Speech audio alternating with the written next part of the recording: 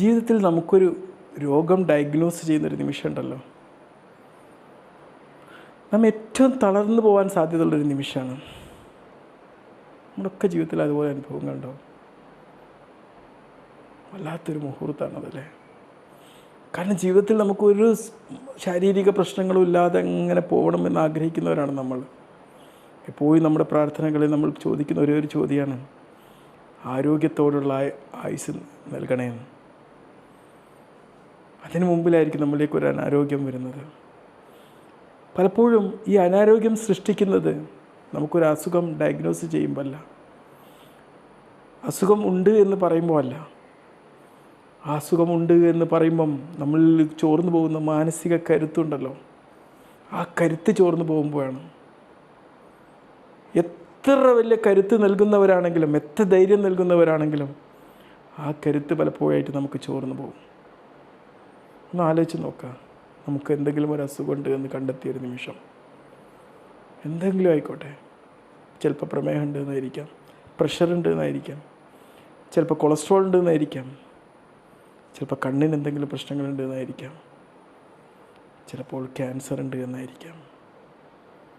ഒന്ന് ആലോചിച്ച് നോക്ക്. ആ നിമിഷം, ആ ഒരു നിമിഷത്തിൽ, ആ ഒരു എമോഷണൽ സ്റ്റേറ്റിൽ നമുക്കൊരു പക്ഷേ തളർച്ച ഉണ്ടെങ്കിലും ആ തളർച്ചയിൽ നിന്ന് മാനസികമായി നമുക്ക് സംഭവിക്കുന്ന ആ ഒരു അനാരോഗ്യാവസ്ഥയിൽ നിന്ന് വീണ്ടെടുത്തിട്ടില്ലെങ്കിൽ ആ അസുഖത്തിൻ്റെ ഹീലിംഗ് മോശമാവുമെന്ന് മാത്രമല്ല, നമ്മൾക്ക് ഏതൊരു അസുഖത്തെയും പൊരുതി തോൽപ്പിക്കേണ്ട കരുത്തുണ്ടാക്കിയെടുക്കേണ്ട നമ്മുടെ ഇമ്മ്യൂൺ സിസ്റ്റം പറ്റ അങ്ങോട്ട് തകർന്നു പോകുന്നൊരു സാഹചര്യമാണ് ഉണ്ടാവുക.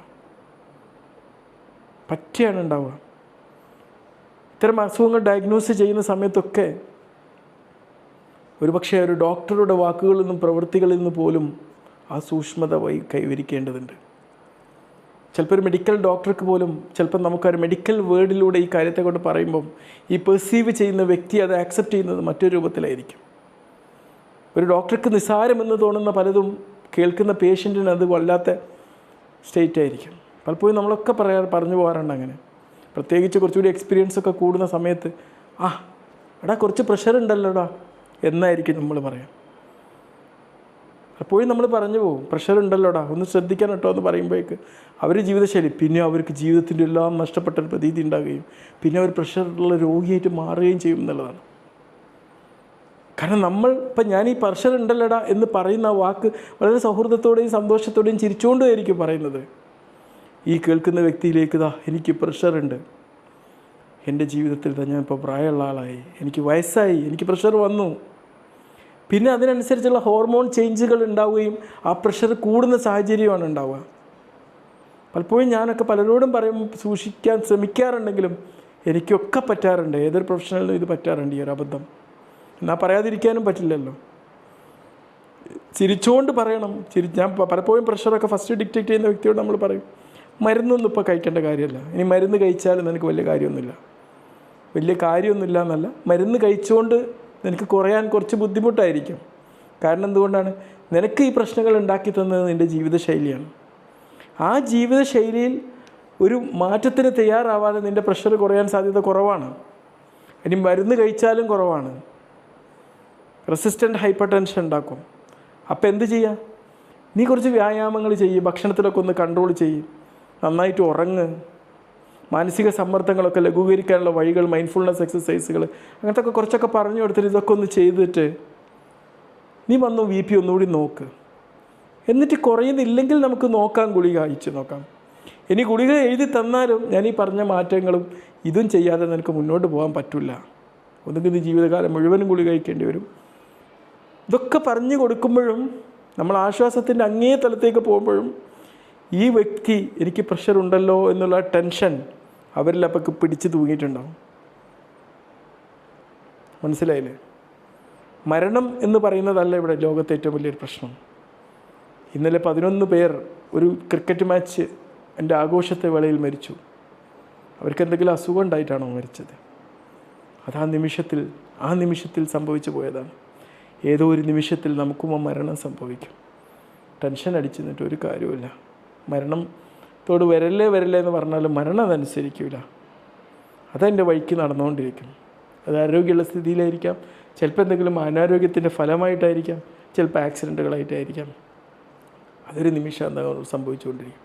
പക്ഷേ അസുഖമുണ്ട് എന്നുള്ള ഒരു ഡയഗ്നോസിസ് വരുന്ന നിമിഷം നമ്മളിലുണ്ടാക്കുന്ന ഈ അസ്വസ്ഥതകൾ അസുഖത്തെക്കാളും വലിയ ശാരീരിക പ്രശ്നങ്ങൾ നമ്മളിലുണ്ടാക്കും എന്നുള്ളതാണ്. മാനസിക പ്രശ്നങ്ങൾ ശാരീരിക പ്രശ്നങ്ങൾ തന്നെയാണ്. ഒരിക്കലും മാനസിക പ്രശ്നങ്ങൾ ശാരീരിക പ്രശ്നങ്ങളല്ല എന്ന് പറയുന്നത് തെറ്റാണ്. നമുക്ക് പെട്ടെന്ന് നമുക്ക് ജീവിതത്തിൽ പെട്ടെന്നൊരു സമ്മർദ്ദം ഉണ്ടാവുകയാണ്. ആ സമ്മർദ്ദം എക്സ്പ്രസ് ചെയ്യുന്നത് വെറും നമ്മുടെ മനസ്സാണോ? അല്ല, നമ്മുടെ ശരീരമാണ് അത് എക്സ്പ്രസ് ചെയ്യുന്നത്. നമ്മുടെ പിറകിലൊരു പട്ടി ഓടിക്കൊണ്ടിരിക്കുക, നമ്മൾ പേടിച്ച് ഓടിക്കൊണ്ടിരിക്കുമ്പം ഈ പേടി എന്ന് പറയുന്ന ഈ വികാരം എക്സ്പ്രസ് ചെയ്യുന്നത് നമ്മുടെ മനസ്സ് മാത്രമാണോ? അല്ല, അത് നമ്മുടെ ശരീരമാണ്. ഈ ശരീരത്തിൽ ഉണ്ടാകുന്ന ഒരു പേടി എന്നൊരു വികാരം, അല്ല അസുഖം എനിക്കുണ്ട് എന്നുള്ള ആ ഒരു അസ്വസ്ഥത ഉണ്ടാക്കുന്ന മാനസികാവസ്ഥ, അതായത് നിമിഷത്തിൽ നമ്മുടെ ശരീരത്തിൽ ഓരോ കോശങ്ങളെയും പ്രകമ്പനം കൊള്ളിക്കുന്നുള്ളതാണ്.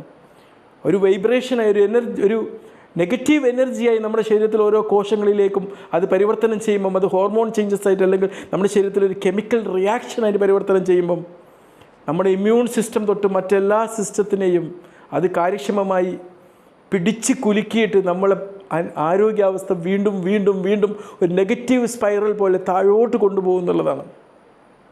പല പ്രശ്നങ്ങൾ ഒരു ഡയഗ്നോസ് ചെയ്യുന്ന സമയത്ത് നമുക്കറിയാം.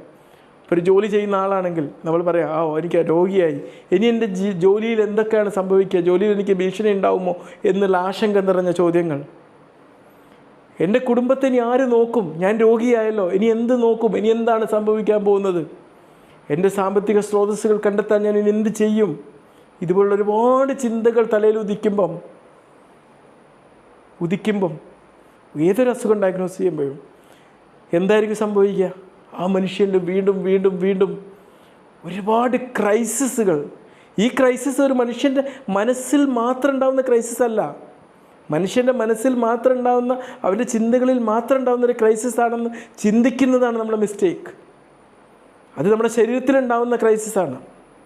ഒരുപക്ഷെ നമുക്ക് ഡയഗ്നോസ് ചെയ്ത രോഗത്തെക്കാളും വലിയ ക്രൈസിസാണ് അത് നമ്മൾ ക്രിയേറ്റ് ചെയ്യുന്നത്. തീർച്ചയായിട്ടും ഇത്തരം ക്രൈസിസുകൾ ഇല്ലാതാക്കുക എന്നുള്ളതാണ് നമുക്ക് എന്ത് രോഗം ഡയഗ്നോസ് ചെയ്താലും നമ്മൾ ആദ്യം ചെയ്യേണ്ട കാര്യം എന്നുള്ളത്. ഉണ്ടാവും, ഞാൻ ഇന്ന് രോഗിയായല്ലോ, എനിക്ക് ഇന്നലെ അസുഖം കണ്ടെത്തിയല്ലോ എന്ന് പറയുമ്പോൾ നമ്മളിലുണ്ടാവും ഒരു ക്രൈസിസ്, ചെറിയൊരു പ്രകമ്പനം ഉണ്ടാവും. ആദ്യം നമ്മളത് തിരിച്ചറിയാം. എൻ്റെ ശരീരത്തിൽ എനിക്ക് ഇന്ന അസുഖം ഉണ്ട് എന്നറിഞ്ഞപ്പോൾ ഇന്ന ചിന്തകളുണ്ടാകുകയും ഇതിനുള്ള അസ്വസ്ഥത ക്രിയേറ്റ് ചെയ്യുകയും ഈ അസ്വസ്ഥത ഒരു കെമിക്കൽ ചേഞ്ചായി, രാസപരിവർത്തനമായി, ഒരു ഹോർമോണൽ ചേഞ്ചായി എൻ്റെ ശരീരത്തിൻ്റെ സൂക്ഷ്മമായ കോശം തൊട്ട് ഇങ്ങനെ പ്രകമ്പനിച്ചു കൊള്ളുകയാണ്. ഇതെന്നിൽ വലിയൊരു അനാരോഗ്യാവസ്ഥ ഉണ്ടാക്കുകയും എൻ്റെ രോഗത്തെ പോലും ഇത് വഷളാക്കുകയും ചെയ്യുമെന്നുള്ളത് നമ്മൾ ആദ്യം ഒരു ബോധ്യം ഉണ്ടാവുക എന്നുള്ളതാണ്. എന്നിൽ ഇപ്പോഴുണ്ടാവുന്ന എന്തായാലും ഏതൊരു രോഗം വന്നാലും അതിന് ചികിത്സ വേണ്ടി വരും, ചികിത്സ എന്തായാലും വേണ്ടി വരും.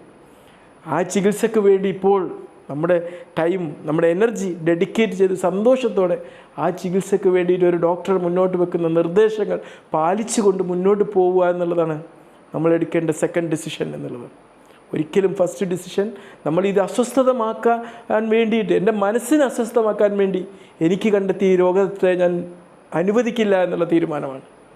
എന്നിട്ട് അപ്പോൾ എന്താണോ ഡോക്ടർ നിർദ്ദേശിക്കുന്നത് ആ നിർദ്ദേശത്തിനനുസരിച്ച് അപ്പോഴൊക്കെ നമ്മൾ ചിന്തയിൽ വരും, പടച്ചോനെ ഈ സമയത്ത് ഞാൻ എന്താ ചെയ്യുക, എനിക്ക് രോഗാവസ്ഥ, ഞാൻ രോഗിയായി കിടക്കുകയാണ്, എൻ്റെ കുട്ടികളാരും നോക്കും, എൻ്റെ ഇവരാരും നോക്കും, എനിക്ക് വേണ്ട സാമ്പത്തിക സ്രോതസ്സുകൾ എവിടെ നിന്ന് വരും, എൻ്റെ ജോലിയിൽ എന്തെങ്കിലും ഭീഷണി ഉണ്ടാകുമോ, ഇതുപോലുള്ള പല ചിന്തകളും വരും. ദ നെക്സ്റ്റ് സ്റ്റെപ്പ് അത് നിങ്ങളെ അസുഖം ഭേദമായിട്ടോ അല്ലെങ്കിൽ അസുഖത്തിന് വേണ്ടി ട്രാക്കിലേക്കോ പോയതിന് ശേഷം എടുക്കേണ്ട കാര്യമാണ്.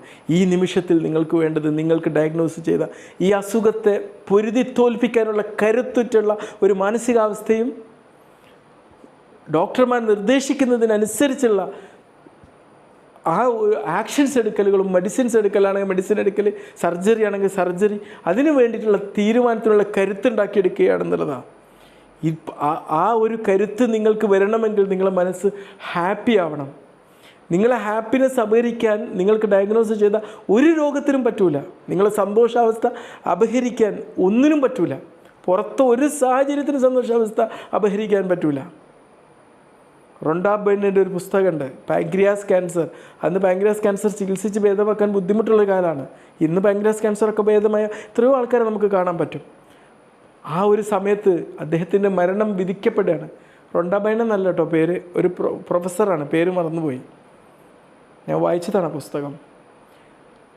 ആ ഒരു കുറച്ച് ദിവസങ്ങളിൽ അദ്ദേഹത്തിന് മുമ്പിൽ ബാക്കിയുള്ള ജീവിതം വളരെ സന്തോഷത്തോടെയും മറ്റുള്ളവർക്ക് പ്രചോദനാത്മകമായ രീതിയിലും അവരെ കുട്ടികൾക്ക് പോലും മോട്ടിവേഷൻ ആവുന്ന രീതിയിലുള്ളൊരു സുന്ദര ജീവിതം തൻ്റെ വിധിക്കപ്പെട്ട മരണത്തിനും ആ ജീവിക്കാൻ അവസരം കിട്ടിയ നിമിഷങ്ങൾക്കുമിടയിൽ അദ്ദേഹം കാഴ്ചവെക്കുകയും ഇന്നും ഒരുപാട് മനുഷ്യന്മാർക്ക് പ്രചോദനാത്മകമായ റോണ്ടി പോഷ് എന്തോ ഒരു പേരാണ്, എന്തോ ഒരു പോഷാണ്, ഒരു പ്രൊഫസറായിരുന്നു, നോക്കിയാൽ അറിയാം കേട്ടോ. ആ ജീവിതം അവിടെ ബാക്കിയാക്കി എന്നുള്ളത്. ഇതാണ് നമ്മൾ ചെയ്യേണ്ടത്. ഹാപ്പിനെസ് നമ്മൾ നഷ്ടപ്പെടുത്തരുത്. ഒരു അസുഖമുണ്ട് എന്ന് ഒരു ഡോക്ടർ ഡയഗ്നോസ് ചെയ്താൽ ഒരു പക്ഷേ ആ ഡോക്ടർക്ക് നിങ്ങൾക്ക് പൂർണ്ണമായി സന്തോഷിപ്പിക്കുന്ന രീതിയിൽ, നിങ്ങൾക്കതിൻ്റെ സ്ട്രെസ്സ് പൂർണ്ണമായും കുറക്കുന്ന രീതിയിൽ ഡോക്ടർ പറയാൻ പറ്റിക്കൊള്ളുന്നില്ല. ചിലപ്പോൾ ഒരു ഡോക്ടർ ചിലപ്പോൾ ഒരു ക്യാൻസർ ആണെന്ന് കുറച്ചടിക്ക് പറഞ്ഞു എന്ന് വരാം. എന്തായാലും അതൊരു സത്യമാണല്ലോ. ചില ഡോക്ടേഴ്സ് അങ്ങനെ പറയാം, ചിലർ വളഞ്ഞ് തിരിഞ്ഞ് മറ്റുള്ളവരൊക്കെ പറഞ്ഞുകൊണ്ട് പറയാം. എങ്ങനെയെങ്കിലും പറഞ്ഞോട്ടെ, അതൊന്നും ഒരു വിഷയമുള്ള കാര്യമല്ല. ഇത് ആക്സെപ്റ്റ് ചെയ്യുന്ന വ്യക്തി സ്വന്തം മാനസികാവസ്ഥ അസുഖകരമൊരവസ്ഥയിലേക്ക് വ്യതിചലിപ്പിക്കാതിരിക്കാൻ നോക്കുക എന്നുള്ളത് നമ്മളിപ്പോൾ ശ്രദ്ധിക്കേണ്ട കാര്യമാണ്. ശ്രദ്ധിക്കാം. ബൈ.